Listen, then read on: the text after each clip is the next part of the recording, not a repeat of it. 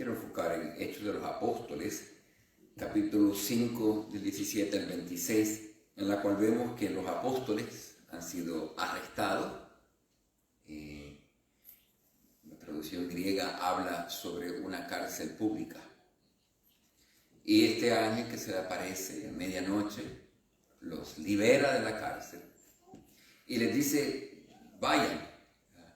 Y específicamente en griego usa estas palabras, porveste kai statentes. La traducción literal sería, ve, y ya que te hayas puesto de pie en el templo, predica sobre esta vida. Pero me llamó la atención ese ve, y ya cuando estés de pie. Y utilizando el símbolo de esa prisión, y basada en el griego original, es una prisión pública. Y la palabra que se utiliza para público, pública, una prisión pública, tiene el sentido de una prisión del pueblo. De la palabra ahí sale la palabra griegos, demos, se saca la palabra democracia, del pueblo, la voz del pueblo, ¿no? Que hay una cierta prisión, que es la prisión del pueblo, que de alguna manera todos, por ser seres humanos, sufrimos de una misma prisión. Y al abrir las puertas de esta prisión, este ángel en griego significa un mensajero, este mensajero te está diciendo, sal, las puertas están abiertas, sal. Y cuando ya hayas aprendido a ponerte de pie, saliendo de esta prisión que ata y aprisiona a todo ser humano, ya que tú hayas aprendido a salir y a ponerte de pie, pues entonces predica sobre esta vida. Predica lo que has aprendido, predica sobre cómo pudiste salir y ponerte de pie. Recién hemos celebrado la cuaresma y de la cuaresma la resurrección. Ya hemos celebrado cómo ese Cristo ha abierto las puertas de nuestras prisiones. Pero entonces ahora es necesario que salgamos. Él abrió las puertas, pero hay que salir. Y en el salir de estas prisiones, que aprisiona a todo ser humano, hay que aprender a ponerse de pie, y mientras te pones de pie, enséñale a otros cómo fue que tú saliste y te pones en pie y eres capaz de salir fuera, más allá de la cárcel. Cuando hablamos de una cárcel pública, que impresiona, en la cual todos estamos en esa cárcel, podemos hablar del pecado original. Una prisión, aquí levante la mano el que escogió tener las consecuencias del pecado original. Pues ni modo, yo no lo escogí, nadie aquí lo escogió, son consecuencias de nuestro el primer pasado, el primer Adán y Eva, ya consecuencia de entrar el pecado en el mundo, tú y yo sufrimos las consecuencias. Tenemos una inclinación hacia el pecado, se nos hace difícil resistir. Caemos en el pecado, somos pecadores, a veces nos acostumbramos a vivir en el pecado y no pensamos que hay algo mejor. Pero así como leímos en el Evangelio, Dios envió a su Hijo para abrir las puertas. Las compuertas están abiertas, pero tenemos que salir de la prisión, tenemos que salir de esa oscuridad. Juan, Evangelio de San Juan, capítulo 3, versículos 7 al 15. No, esa no era. Juan, capítulo 3, versículo 16 al 21. La causa de la condenación. Había venido la luz al mundo, los hombres prefirieron las tinieblas. Las puertas están abiertas. La puerta está abierta. ¿Prefieres quedarte adentro en la oscuridad? ¿O has salido hacia la luz? Porque sus obras eran malas. Todo aquel que hace mal aborrece la luz y no se acerca a ella, no quiere salir de la prisión, para que sus obras no sean descubiertas. En cambio, el que obra en bien, conforme a la verdad, se acerca a la luz, va más allá de la puerta, se atreve a salir porque se ve que sus obras están hechas según Dios. La Hace poco, en este tiempo de retiro, tuve la oportunidad de hacer algunas reflexiones teológicas. Estuve leyendo un artículo del fundador del movimiento de Schoenstatt, el padre José Kentenich. Un artículo, una conferencia que él dio dirigida a los padres, a sacerdotes, julio 9 de 1962 en Milwaukee. Y estaba meditando en ese artículo y veo cómo, en cierta manera, el padre fundador del movimiento de Schoenstatt, padre José Kentenich, está de pie, como que salió de la prisión, está en pie y ahora le está diciendo a la gente, miren, así es como puedes tú salir también de la prisión, de esa preferencia de estar en la oscuridad. Y él menciona 4 cosas que no deberíamos hacer y 4 cosas que sí deberíamos hacer. ¿Cuál quieren? ¿La negativa o la positiva? ¿O las dos? ¿Cuál quieren primero? Le voy a dar la negativa para terminar en lo positivo. 2 cosas que no deben hacer. Así que una vez más piensen, estoy tratando de salir de la prisión, a veces caigo en pecado, vuelvo otra vez. Las puertas están abiertas, estoy llamado a salir. Mientras salgo y aprendo a ponerme de pie, esto es lo que comparto con otros. Uno dice, cuando caigas en el pecado, que no te sorprenda. ¿Cómo? ¿No crees que sufrimos todos del pecado original? ¿No has entendido que todos tenemos una inclinación hacia el pecado? ¿No hemos entendido que no somos perfectos? Que tarde o temprano es posible que vamos a caer en una tentación, en una trampita, en una debilidad humana. Pues cuando caes no te debe sorprender. Lo que nos debe sorprender es el hecho de que quizás no caemos con tanta frecuencia. En el mundo vemos las consecuencias del pecado, pero podría hasta ser peor. Que no nos sorprenda el hecho que no es peor. Es una manera diferente de pensarlo. Uno, que no te sorprenda. Es la realidad. Esto implica un aceptar la condición y la naturaleza que sufrimos y que estamos viviendo. A veces como que no queremos aceptar esa realidad. Somos pecadores. Hay que aceptar esa realidad. Eso no implica que nos vamos a conformar y que hay que resistir y que hay que luchar, ya esas son otras, pero vamos a quedarnos por la primera. La primera es que no te sorprenda. Si acaso que te sorprenda el hecho de que las cosas no están peor. Entonces, bueno, una manera diferente de verlo. El segundo dice, que no te confunda. A veces al caer en el pecado empezamos a definir nuestra identidad según el pecado.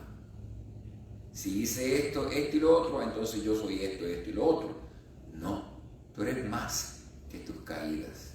La suma de tus pecados no define quién tú eres. Lo único que define quién tú eres es que eres amado del Padre. Que no te confunda. Porque caigas en pecado, estés en gracia o no, no le quita el hecho que Dios Padre te ama. Y porque te ama, te quiere ayudar y sacar de esa prisión. Ese segundo punto, no te confundas. Porque caigas en pecado, no deja a Dios de amarte. Al contrario, mientras más caes en pecado, más te ama porque más lo necesitas. No es lo que dice Jesucristo, dejar las 99 si se va en busca de la perdida. Hay una preferencia por la oveja perdida. Mientras más estamos perdidos, más preferencia tiene Dios por nosotros para rescatarnos, para amarnos. Así que si la primera no te sorprenda, la segunda no te confundas. Porque hayas caído no quiere decir que dejas de ser amado por Dios. El tercero decía, no te desanimes.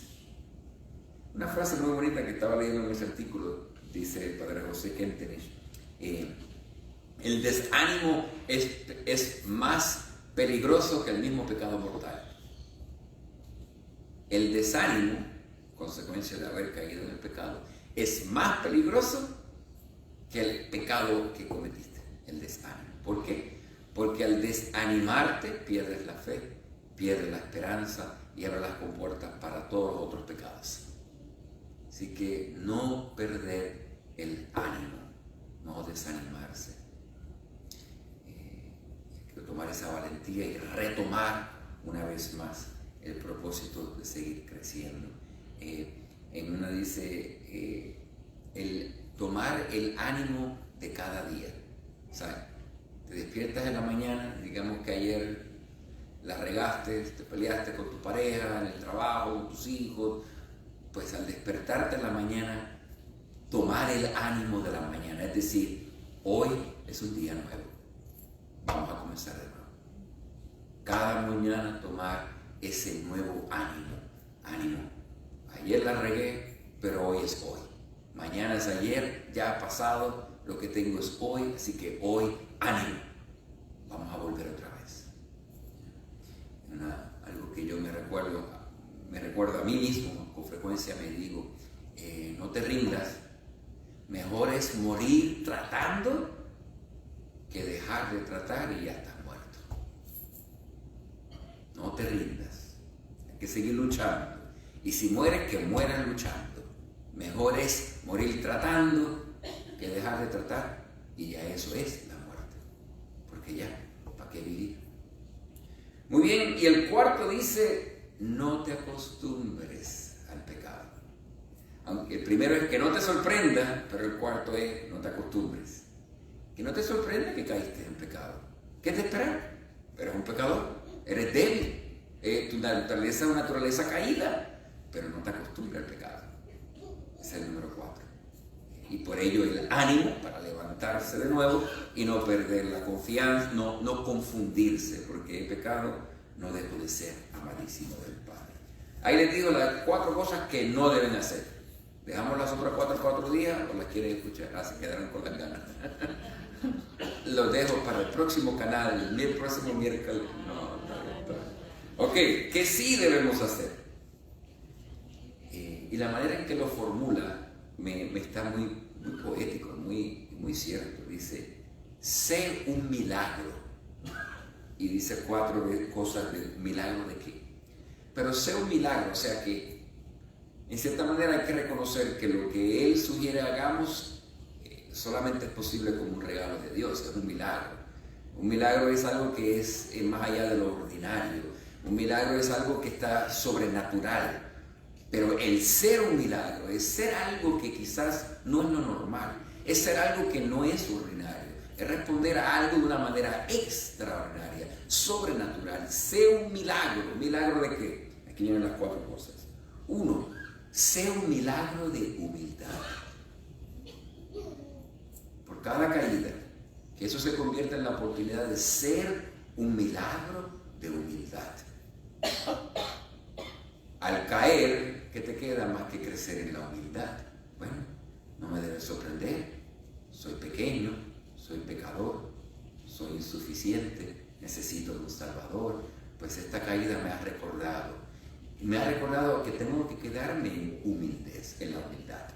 Ser un milagro. ¿Por qué? Porque lo normal es ser un orgulloso, ser vanidoso, si yo puedo, yo sé mejor, yo sé. No, y cuando caes, es recordar. No, estoy llamado a hacer un milagro de humildad. Humilde. El segundo dice, sé un milagro de confianza. Y no en ti. En todo caso, una confianza en Dios. Y con Dios confiar que sí podrías y que puedes, pero con Dios. La confianza en Dios. Especialmente la confianza en que si el Padre ha permitido esta caída, es de esta caída que quiere sacarle un mayor bien. Tengo confianza que aún en mis caídas Dios sigue en control, que aún en mis imperfecciones Dios está trabajando en un mayor bien. Entonces tener esa confianza en que Dios no ha perdido el control, en que Dios sigue amándome y por medio de esta caída en su amor me quiere ayudar a crecer. ¿A cruzar en qué? Aquí volvemos al primero, que comienza con ser un milagro de humildad. El ya reconocer en humildad que soy chiquito, que necesito, esa humildad es una virtud, es un don, es un regalo, es un crecimiento. Cuando tú platicas con alguien, ¿prefieres estar con gente orgullosa o con gente humilde? Yo no soy tú, yo prefiero estar con gente humilde, que los que se creen mucho y en verdad no son nada, que no pueden ni hablar porque ellos se creen tan altos y tan grandes y tan buenos y tan mejores, que entonces uno se siente, bueno, con esta persona se me fue del planeta, ¿no? Dame mejor con la gente que está enraizada en el diario vivir, el que sabe la realidad, en que viven humildes sabiendo que son pequeños, pero a su vez que no se confunde sabiendo que con Dios podemos hacer grandes cosas, confiados en Dios y lo que Dios puede hacer en nosotros, no en mí, porque de mí, en mi humildad, me quedo pequeño.